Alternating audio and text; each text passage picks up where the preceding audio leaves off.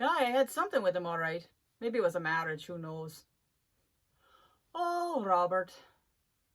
When I think of the things he used to make me do, they were deadly things. Honey, your Uncle Robert is a deadly human being.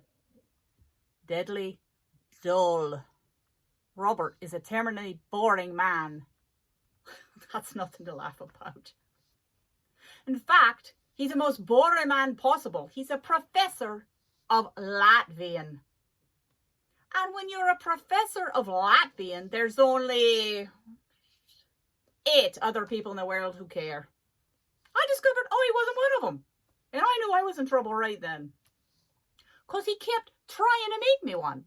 Kept demanding that I care that the kings, or whoever they were, of ancient Latvia were. And the more I said, no, baby, I'm not interested to know about the Hanseatic League, the angrier he'd get. And you know, the angrier he'd get, the cooler and more logical he'd get. That's when it got really dangerous. Because then he'd prove to me, literally prove, that I could not go through another day of my life without being a dedicated scholar of Baltic studies. So after a few hours of listening to him, I would just numbly nod my head, and I'd pick up some paper by a learned colleague of his, one of the 8. I'd study it like a little schoolgirl looking at her homework before bed. And he would just sit there, beaming at me.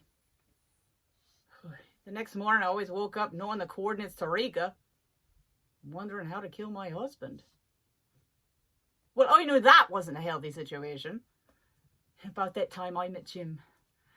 Well, we were changing planes. The most wonderful connection of my life. And he took one look at me, and he knew just what to say.